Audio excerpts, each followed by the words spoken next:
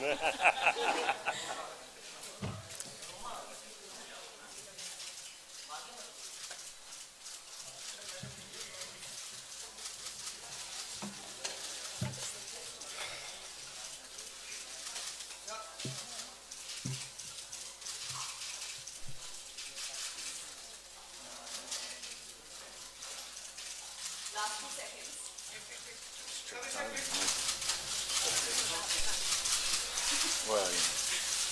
It reminds me of 8.5. Thank you.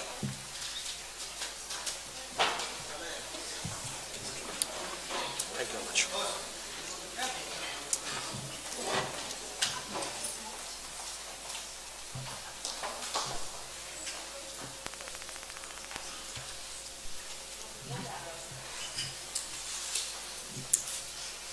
Thank you, Jan.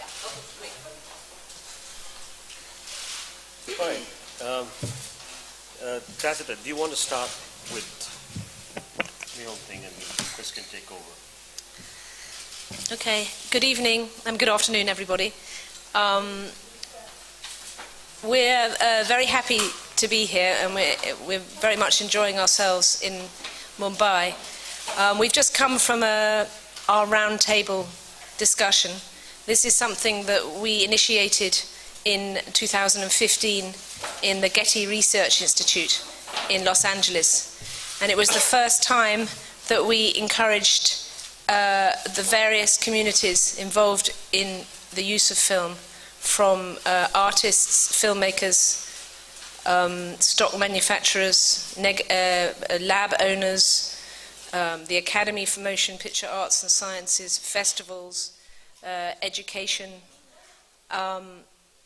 to sit around museums as well, to sit around one table and to discuss with great concentration how we could keep film as a medium available for future generations. And this was the first of four. This is the first of four. The second one was in London. The third one happened in Mexico City without Chris. And then now we're in Mumbai, Reframing the Future of Film 4. Yeah, Chris, you want to just add? You want to talk about what do we want to tell about why are we here and why are we here? I'll just give the background. Yeah, we had a very productive meeting this morning with a lot of different members of the Indian filmmaking community, and what Tacita and I have been trying to do with these meetings, where we bring together all the different facets of film production and exhibition, is to really make the case for the place that celluloid film will have in the future, in a post-digital world, and looking at the importance of film and celluloid film as a distinct medium, not as a technology that has been replaced by digital imaging, but as a creative medium that Tacita as an artist and myself as a narrative filmmaker that we depend upon. And we've had very productive coming together, in different filmmaking communities around the world, as Tacita said, starting with Hollywood and then going to Britain and now coming here to the largest film industry in the world. And really trying to engage filmmakers in this discussion about how we can maintain and improve and continue to enjoy a celluloid, photochemical, analog infrastructure for filmmaking. And the significance really of doing this with the Film Heritage Foundation is that this also has a very, very important part to play in preserving for future generations the history of film, and obviously in this case the history of Indian film, for future generations to be able to experience the way that those filmmakers who made those films originally intended, by promoting film print screenings, by being able to properly preserve and protect the works of the past, and make them available to the audiences of tomorrow. Yeah, thank you, Chris, and thank you, Tacita, for being with us for this wonderful session we had. For the media, if you're interested, it was a very great mix. I think for the very first time, we had such wonderful people from different aspects of creativity coming together, whether you had the director Sabyasachi Mukherjee or Tasneem Mehta from the museums, or you had Shah Rukh Khan and Mr. Bachchan, or you had the exhibitors from Inox, PVR, even from SP Films from the South, or some of the big DOPs, Santosh Sivan, Sudeep Chatterjee, Jaya Bachchan, Anupama Chopra, Siddharth Roy Kapoor. And I think what is very important as a film preservationist and also as a filmmaker, because I've shot everything on celluloid in whatever I've shot with, is that we are fighting a battle to save celluloid films in India, where people are disbanding those films. People are not realizing the importance of celluloid. And when you have two such great advocates who are talking about coexistence with digital format, coexistence in projection, coexistence in every aspect as a medium of film, it just strengthens our advocacy for celluloid as a preservation tool. I mean, we shouldn't forget in India, till 2014, we were still shooting on film. I mean, when I shot Celluloid Man, I was so interested that it should be shot with different cameras. So I actually shot on every possible camera which existed, whether it was Super 8, 16, even a 70 Panavision, every possible. And it was because I wanted to experiment, because I knew that I'm dealing with a history of films. And with the history of films, what is fascinating for me is the transition of different periods which we have gone with formats and the change we have seen in terms of celluloid. And I wanted to have all that in one film because I didn't know when will I get a chance to shoot different formats and different films. And I think that challenge to preserve different formats, the different forms of celluloid, I think that's something which is a challenge even now for us, because people are sort of digitally transferring films in a sort of format in India, especially for India, where everything is called HD, and we are disrespecting the aspect ratios.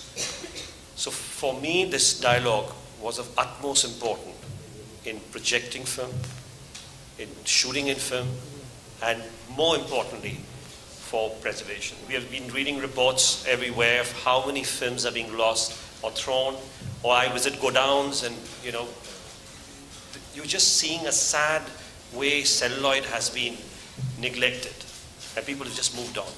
So I hope their advocacy will help us to preserve this long history. I mean, till 2014 we were shooting in celluloid. Do you want to throw that away? So let's preserve that. Yeah. So that's what we were talking about. Yeah. Anything? So do we take questions or we carry on? Yeah. Do we take, that's it? Yeah.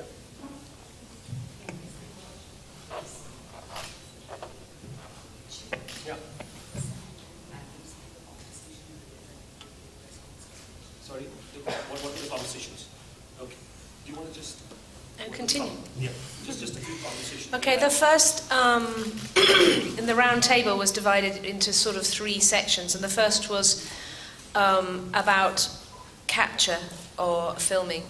I should say that also amongst us was Jeff Clark, the CEO of Kodak, who in our Getty event came out and said that actually Kodak is absolutely committed to film.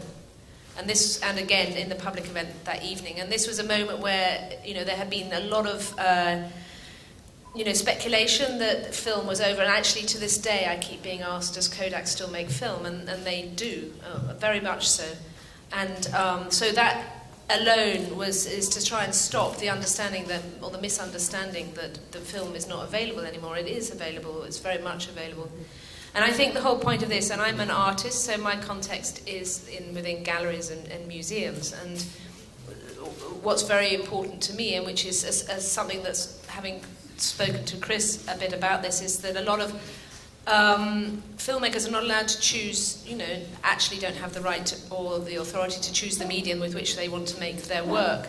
And in art, of course, in my world, mediums, and I pluralize it deliberately to give it power, are what artists use. We all know that artists use, paint, they can use print, they can use photography, film, sculpture. That makes sense to everybody in this room. And for within cinema to be told you can only use digital was a very foolhardy thing. So this was the beginning of our discussion, was about how to encourage people to shoot on film again, and saying that it's available was the first thing. And also, in a way, to counteract the negativity about film, the pessimism. And so that was, and then we moved on to exhibition. That it's very important that clearly cinema is in India and in much of the world in a mass way is become digital cinema. But that doesn't mean that film's not available in some theatres and archives and in museums, and also for special occasions like Dunkirk. And then the final thing was preservation. So we split it into these 3 areas. There is a question for Ms. Tacita team. Are you concerned that the streaming platforms such as Netflix and Amazon have altered the current cinematic discourse? Well, funnily enough, I don't think I should be the one answering that question, because I show in museums and galleries, and my desire is for the works that are made as artworks are not in any way digitized, because for me a digitization of a film made by an artist in an art museum is a facsimile and not the original. And we've talked about this a lot, but in the art world, the word, we use the word medium, we use the word medium specificity, which means that if you go and see a painting, it is a painting. It's not a digital copy of the painting. And the museum is the place that protects the original object. And we have to apply those rules within museology. We have to also apply them to within cinema. But I'm not the person to answer about streaming, of course. It's more for Chris, I think. No, but there's a part to the question. Oh, sorry. Probably the one that points that we covered. The debate is moving from mediums to exhibition platforms, from film versus digital versus theatrical. Say that. Well, for a start, we're going to stop talking about film versus digital. This whole reframing the future of film is to start bringing in film plus digital. We're living in a landscape where we can have both. Everything is about choice. So it's very strange on this one issue we should be reduced to just one option again. And it's all about choice. So I don't know if that answers the question, because I didn't quite hear it. But because as an artist, you should have the choice to decide the medium you want to shoot on. And that's what the dialogue is all about. That's what we are all looking at. That I should have the choice to preserve the film the way I want to preserve it. And I'm sure if I've made a film, I don't like to see celluloid, man. I try to push. I remember when it was chosen in Celluloid, and we had great friends there, and they said, it's too expensive to ship the print. I said, I'll offer to pay for it, but I'd rather have you watch in the way I've shot the film. And that's what we all aspire to be as creative people, is that we want the original format in which way we have shot the film to be seen in that. The next question is addressed to Mr. Nolan. Are there any common misconceptions about digital and film that harm the conversation you want to initiate? There's a famous misconception about digital's longevity and reliability. What are some of the others? Well, I mean, a lot of the point of these events and the point of the conversation we had this morning was in dispelling certain myths. Really, there's a rise because there's been a very powerful financial imperative for electronics companies and technology companies to try and transform the industry. And that's always been the same. There's nothing new there. But what happens as a result is you tend to get accusations to undermine a particular medium, in this case film, accusations that it's more expensive, or it's prohibitively expensive, or it's too difficult, or there aren't any projectionists left to project the film prints, these kind of things. And we've spent the last few years just patiently explaining that, you know, film is here to stay, and it's a wonderful medium that we can all enjoy. And we've continued to work in the same way we've been working for many years. And as Tacita said, it's really not about film versus digital. It's about preserving this medium for, you know, future generations of filmmaking to be able to use it.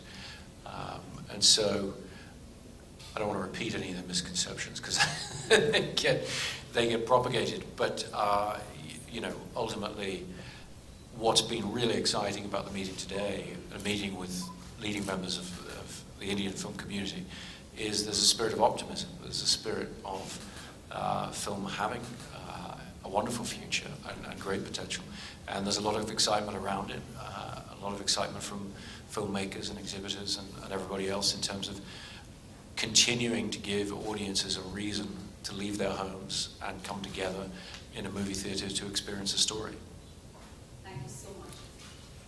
You know, I just want to add that just after the meeting, two DOPs have confirmed, and they have said that they're very sure they're going to go. Sudeep Chatterjee, who shot Padmavat and who shot all Bansali's films, and you also had Santosh Sivan, who's going to be shooting his next film, on celluloid. So I think the meeting translated into even someone like Shah Rukh, who was there. He had his own great opinion. He's messaged me, and he's sort of so excited about the fact that this medium is something which he thinks should be there for all of us, and we are all very excited about it. And actually, I just want to say something more about the poetics of the medium. I felt very strongly this morning, it was quite an emotional meeting, because there was actually around that table a profound understanding of the qualities and the nature of film, which almost every person felt. And, you know, film is a different medium. I could not make my work with digital, and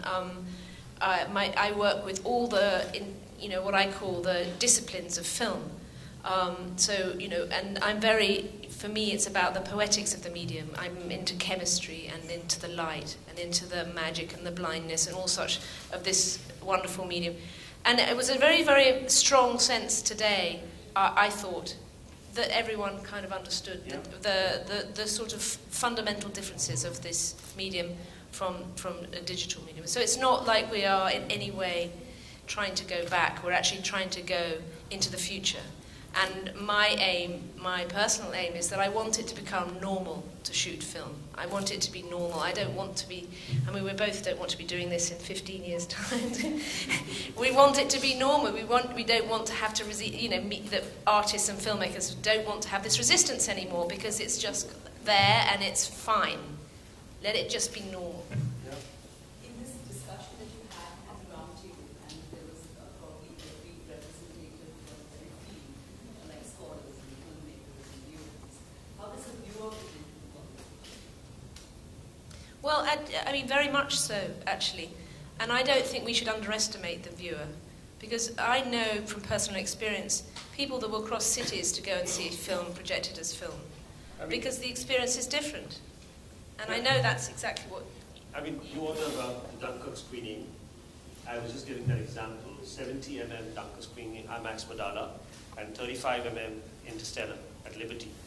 It took 10 minutes, just 10 minutes, for the tickets to be sold, because it was just about 70 mm. People want to experience to see a film the way the creator had created it originally.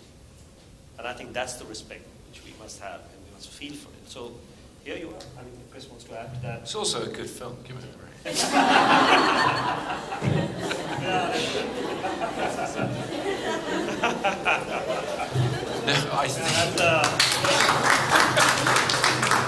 No, I think it's exactly the point, which is I work in a field where the audience is constantly being underestimated by people who finance the films and distribute the films. There's often a feeling of nobody cares, nobody knows the difference. And actually, when you talk about myths to be dispelled, I think the main myth is when this discussion has arisen in the past about why somebody would choose to shoot film, even if it seems more difficult than shooting digitally, they speak as if filmmaking were a logical and a pragmatic thing to do, and it's not.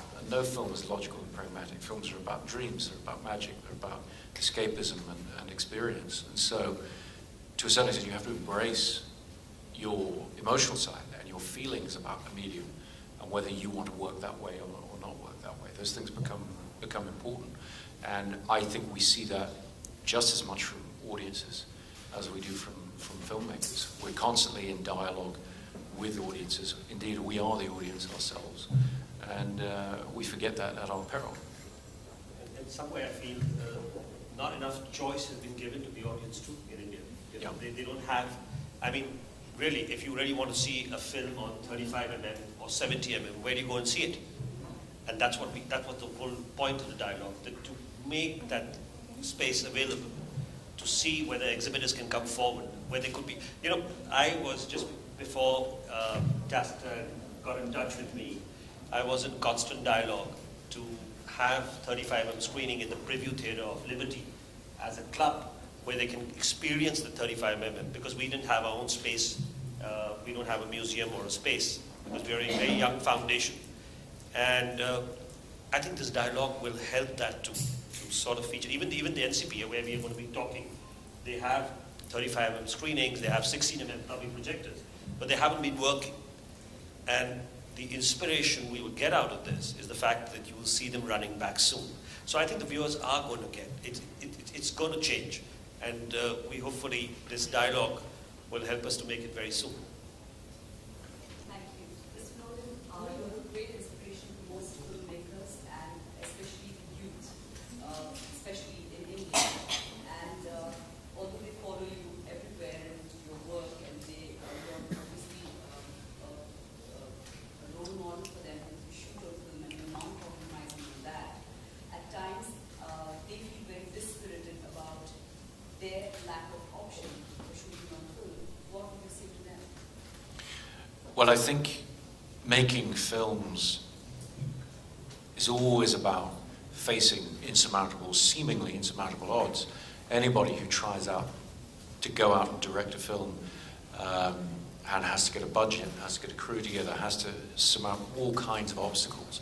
And so I'm just trying to position and empower filmmakers to view their choice of medium as one of the things that they have to fight for. And none of these fights are easy, particularly when you're starting out, but they're all worth fighting for, and they're all part of that tension and that process that filmmakers go through to tell the stories that they want to tell. And I think some of that tension can actually be productive, because you're made to think about what's important to you and what you really care about. And what we want to see as film goers on screen are stories and presentations that the people who made them care deeply about. Thank you. Thank you. Did you feel that in the room there was a positive feedback from the people who were on the other side of the filmmaking exhibition? Yeah, no, I think so. I mean, I felt very positive energy in the conversation from all aspects, particularly exhibition. Obviously, their frustration is that they get pulled in different directions and they're told to go digital because people want that, and then it's come back to film because people want that. But I think the enthusiasm and the excitement that everyone feels around films in this community is vital, and is what will allow great things to happen in this regard. Because ultimately, it's about getting people together, getting them out of the house, and giving them a fantastic experience at the movies. Thank you. Thank you. Thank you very much, everyone.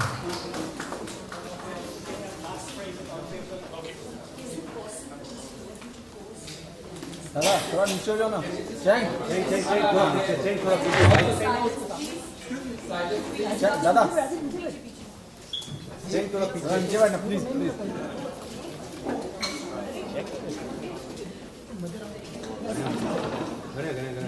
दादा अजी अजी दादा गनिया मागे गनिया गनिया please हां एक मार अजी मार दे गणेश प्लीज थोड़ा जरा बैठ जा प्लीज दादा बैठना अश्विनी दादा ये मित्रा थोड़ा जरा थैंक्स